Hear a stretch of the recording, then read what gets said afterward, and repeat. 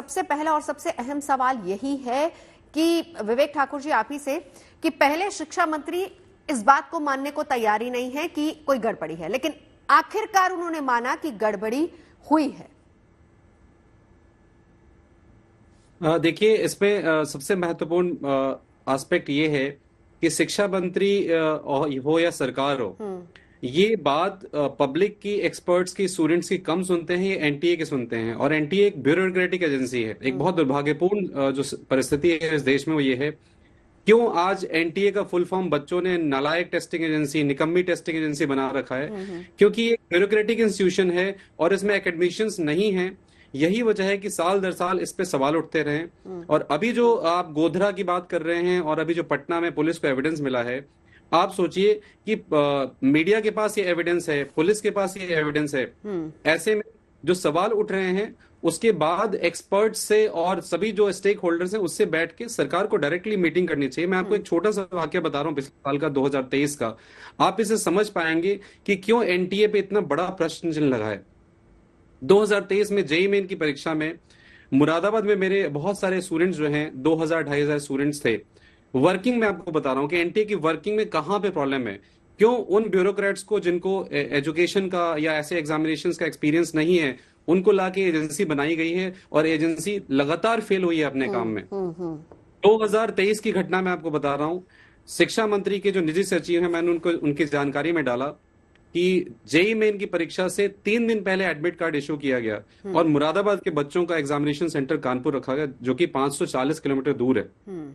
तुरंत उन्हें एक बात समझ में आई। मैं आपको गैप बता रहा हूं, गैप समझिएगा कि सरकार तक जो बात पहुंच रही है वो एनटीए द्वारा पहुंचाई जा रही है। सरकार को सभी स्टेक होल्डर्स को बुला के एक मीटिंग करके समझना चाहिए कि वस्तुस्थिति क्या है। सिर्फ वो पिक्चर मत देखिए जो एनटीए आपको दिखा रहा है, क्योंकि वो आपको झूठी पिक्चर दिखा रहा है। आपको मैं एविडेंस बता रहा हूं, जब धर्मेंद्र प्रधान जी के निजी सचिव को मैंने ये बात उनकी जानकारी में लाई कि सर 2 दिन में बच्चे 540 किलोमीटर दूर, एक ही ट्रेन है, कैसे जा पाएंगे, टिकट्स अवेलेबल नहीं है, वहां के लिए डायरेक्ट बस सेवा नहीं है, तो उन्हें बात लगी बहुत जेन्युइन। उन्होंने रात में 12 बजे तक ये इंश्योर किया कि सेंटर चेंज हो जाए। और आपको यकीन नहीं होगा, रात के 10:40 पे एनटीए के डायरेक्टर जनरल का मेरे पास पर्सनली फोन आया। और आप क्वेश्चन सुनिएगा उनका तो आप शॉक्ड रह जाएंगी। उन्होंने मुझसे कहा कि विवेक जी, मुरादाबाद में जितने बच्चे एग्जाम देने वाले हैं, क्या आपके पास उनका डेटा है? मेरे पैरों के नीचे जमीन निकल गई। बिल्कुल वैसे ही जैसे नीट के जब खुलासे हो रहे हैं तो पूरे देश के लोग सुन के उनके पैरों के नीचे जमीन निकल रही है।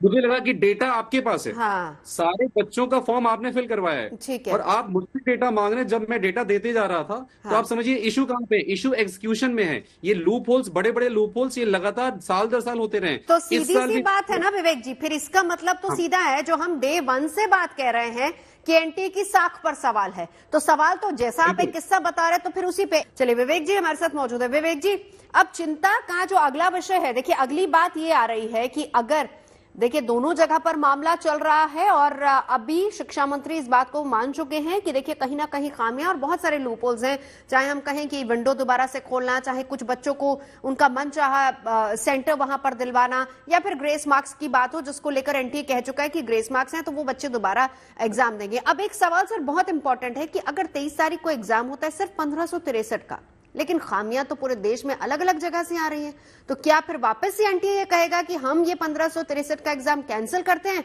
आप सब लोग दोबारा से जाकर बैठिए? मैम, यही तो खेल है। यहाँ पे समझने की जरूरत है कि मामला 1563 का शुरू से नहीं है। ये तो एक चाल है ताकि बात को डाइवर्ट किया जा सके। मेरिट में इशू कहां पे आया आप समझिएगा, पिरामिड ऊपर में। पिछले साल 2023 में 2 बच्चे थे 720 में 720 लाने वाले, वो बढ़ के 67 हो गए किसी भी परीक्षा। और एनटीए क्या दलील दे रहा है कि चूंकि परीक्षा इजी थी इसलिए ऐसा हुआ है, जबकि परीक्षा अगर इजी होगी तो आप समझिए 720 नंबर के एग्जाम में 100 नंबर लाने वाले के भी नंबर बढ़ेंगे, 200 वाले के भी बढ़ेंगे। ऐसा कैसे संभव हुआ कि सिर्फ 600 नंबर से 700 नंबर लाने वाले बच्चों की संख्या कई गुना हो गई, 8 से 10 गुना हो गई उस ब्रैकेट में, और सबसे ज्यादा संख्या बढ़ी है ऊपर। आप समझने की कोशिश करिएगा, ये तो बच के निकलने का रास्ता है। और मैं पहले भी सुप्रीम कोर्ट में 2017 में मैं आईआईटी मद्रास के खिलाफ केस लड़ चुका हूं। मुझे पता है कि इनकी चाल क्या है। 6 तारीख से काउंसलिंग शुरू होने वाली है, ये इंपॉर्टेंट डेट्स मैं आपको बता रहा हूं, और 8 तारीख को सुप्रीम कोर्ट में डेट है इसकी सुनवाई की। ये हमेशा ये हथियार का इस्तेमाल करते हैं हैं कि चूंकि काउंसलिंग शुरू हो गई है, अब कुछ नहीं हो सकता है, क्योंकि अगर काउंसलिंग को हम डिले करेंगे तो पूरा एकेडमिक्स जो ईयर है वो डिस्टर्ब होगा, बच्चों की कैरियर डिस्टर्ब होगा, और इस बहाने से हर बार बच निकलते हैं। तो मैं पिछले क्या 5-6 का री एग्जाम कराने की बात और 30 तारीख तक उनके रिजल्ट निकालने की बात सिर्फ एक लीपा पोती है इस पूरे मामले को लेकर, ताकि तमाम दूसरे सवाल दब जाए? बिल्कुल यही चीज है मैम। आप समझिए कि यहाँ पे खेल कितना बड़ा है कि बच्चे जो डिमांड कर रहे हैं वो ये है कि पिछले साल आप समझिए कि जिस बच्चे की 610 नंबर पे उसे गवर्नमेंट मेडिकल कॉलेज मिलने के चांसेस थे, उसकी अमूमन 10-12 हजार के आसपास रैंक थी या 20,000 के पास, अब वो बढ़ के 3 गुना हो गई है रैंक। तो जो बीच में बच्चे आए हैं वो तकरीबन 30 से 40 हजार बच्चे वहां से आए हैं नीचे से उठ के। आपको एक मिनट में ब्रीफ आपको मैथमेटिक्स समझाता हूं इसकी, कि 600 से 720 नंबर लाने वाले बच्चों की संख्या कई गुना हो गई है, लेकिन 500 से कम नंबर लाने वालों का जो प्रतिशत है पिछले साल के कंपैरिजन में वो सेम रह गया है। इसका मतलब जो नीचे वाले बच्चे हैं वो चीटिंग करके पेपर लेके ऊपर आए हैं। और आप समझिए कल 25 बच्चों ने पटना में अपने लिखित कबूलनामे में यह बताया है कि 25-25 लाख रुपए तय होके उनके पेरेंट्स ने पैसा दिया है, और उसके एवज में उन्हें एग्जाम से एक दिन पहले पेपर अवेलेबल कराया गया है। गोधरा में 2 करोड़ 30 लाख रुपए के चेक मिले हैं और 30 ब्लैंक चेक मिले हैं। इसके बावजूद भी अभी तक यह निर्णय नहीं आया है कि एग्जाम स्क्रैप होगा। तो इसके पीछे बहुत बड़ा नंबर है। जो विक्रम जी कह रहे थे व्यापन की, मैम एक मिनट में ऐड करूंगा, विक्रम जी जो व्यापन की बात कर रहे थे, मुझे लग रहा है यहाँ पे नंबर्स उससे भी बड़े हैं। पटना में बच्चे कह रहे हैं 25 लाख रुपए दिए, गोधरा में कह रहे हैं 66 लाख रुपए, आप एवरेज 40 लाख लीजिए। 25,000 बच्चों की मेरिट गड़बड़ हुई है, 25,000 बच्चे नीचे से ऊपर आ गए। ये फिगर 10,000 करोड़ का है मैम, मैं आपको बता रहा हूं, आप कैलकुलेटर में डाल के देख लीजिए, ये बहुत बड़ा फिगर है। और ये रैकेट नेशनल लेवल पे एक्टिव है, पिछले कई सालों से एक्टिव है। और ये सारी चीजें, एक बार मोदी जी से अपील है कि आप इसे लग के सिस्टम को हमेशा के लिए सही करिए। जो विक्रम जी कह रहे थे, इच्छा शक्ति दिखाइए, देश ने आप पे तीसरी बार भरोसा जताया है, आप एक बार लग के सिस्टम को ऊपर से नीचे क्लीन कीजिए। ठीक है, मैंने आपको पहले ही बोला, बहुत ही कॉम्पिटिटिव एग्जाम है और बहुत ही चैलेंजिंग इसके अंदर सक्सेस रेशो रहता है। तो मुझे लगता है कि कहीं ना कहीं इसको एक पॉलिटिकली भी इन्फ्लुएंस किया जा रहा है मैटर को, और वो बच्चे जो कहीं ना कहीं ठीक से तैयारी नहीं कर पाए या कुछ कमी रह गई, वो भी इसको मतलब थोड़ा सा इस ढंग से प्रोवोक कर रहे हैं पूरे एनवायरनमेंट को। विवेक जी इस दोनों ये जितनी बातें सुमित जी ने कही, इस पर एक रिएक्शन आपका, फिर उसके बाद मैं राम जी के पास जाऊंगी। सुमित जी देखिए, मैं बता रहा हूं, ये बच्चों को ब्लेम करने वाली बात ये यहां से आ रही है कि पब्लिक को ऐसा लगता है, सुमित जी जैसे वकील लोगों को जो कि एकेडमिक्स में इन्वॉल्व नहीं, उन्हें क्या लगता है कि जैसे सरकार को एक्सपेक्टेशन थी 400 पार की और 290 रह गए, तो जो शौक लगाया उन्हें, शायद ऐसा ही शौक बहुत सारे बच्चों के साथ हुआ है, जो कि गलत है बिल्कुल। ये बच्चों की भावनाओं के साथ आप खेल रहे हैं और इससे बच्चों को बहुत ठेस पहुंच रही है। कृपया ऐसे शब्दों का इस्तेमाल ना करें। और जैसा विक्रम जी कह रहे थे, वो डीजीपी रहे, वो जानते हैं ये एक तरीके से ओपन एंड शट केस है। आप सोचिए, कल और परसों में गोधरा और पटना में कबूलनामा आ गया है। जो सुपरिटेंडेंट था नीट के सेंटर का गोधरा में, उसने एक्सेप्ट किया है कि हाँ, उन्होंने बच्चों से 66 लाख रुपए में बांटते हुए 30 ब्लैंक चेक मिले हैं। ओपन एंड शट केस में गवर्नमेंट को, आप सुप्रीम कोर्ट की सुनवाई की बात कर रहे हैं, मैं कह रहा हूं गवर्नमेंट को खुद ब खुद प्रेस कॉन्फ्रेंस करके एनटीए को पूरा डिसॉल्व करना चाहिए, एग्जाम रीनीट एग्जाम अनाउंस करना चाहिए। और ये इतना इजी भी नहीं है, इतना इजी भी नहीं होगा। सुमित जी की ये भी बात बिल्कुल ठीक है कि इतनी जल्दी एक पैरेलल इंस्टीट्यूशन कोई खड़ी नहीं की जा सकती। कितना बड़ा एग्जाम है, 24 लाख बच्चे अपेयर हुए हैं। ये सिर्फ नीट की बात नहीं है, एनटीए और बहुत सारे एग्जाम कंडक्ट कराता है। ऑब्वियसली अब एनटीए बिल्कुल सही कह रही है, लेकिन सुमित जी मैं लौटती हूँ जरा, एक बार विवेक जी बात रख ले। एक बात समझिए कि ये चीजें किस डायरेक्शन में जा रही है। मैं 2017 का मैं अपना पर्सनल एक्सपीरियंस बता रहा हूं। जस्टिस दीपक मिश्रा और एएम खानविलकर की पीठ के सामने मैंने आईआईटी मद्रास के खिलाफ खुद अपना केस आर्गू किया था।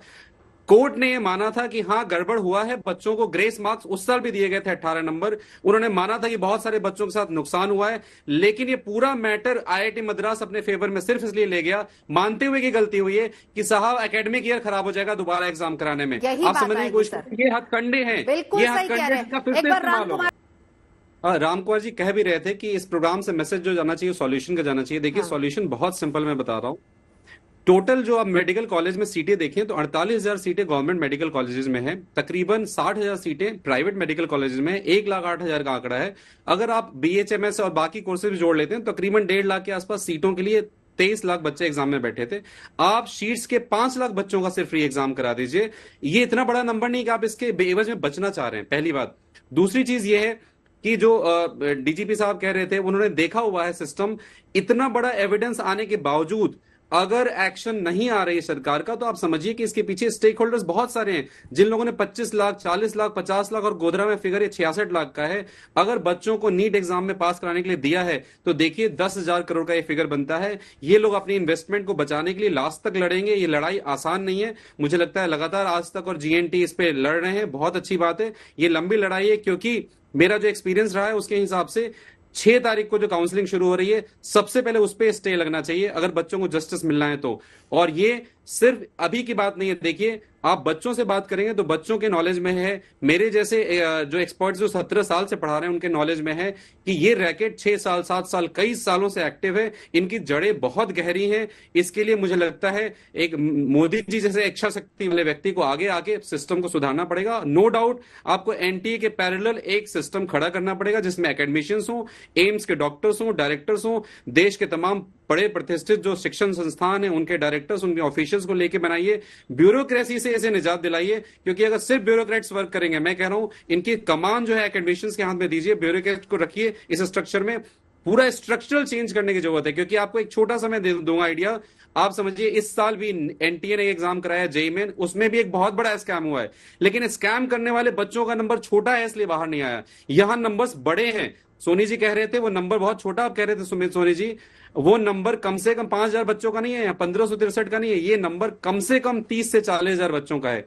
एनटीए ने एक और एग्जाम कराया इस साल जेईई मेन में। आप बासव रेड्डी नाम के बच्चे का पता करिए, उसकी जेईई मेन के फर्स्ट अटेम्प्ट में सिर्फ 7% आई। सेकंड अटेम्प्ट में वो बच्चा चीटिंग करके 100% आया, पूरे देश में 14वीं रैंक, और वो बच्चा जेईई एडवांस भी क्वालिफाई नहीं कर पाया है। ऐसे ऐसे स्कैम्स छिटपुट लगातार हो रहे हैं एनटीए के अंदर जो एग्जाम्स हो रहे हैं, क्योंकि इस बार बहुत बड़ा है।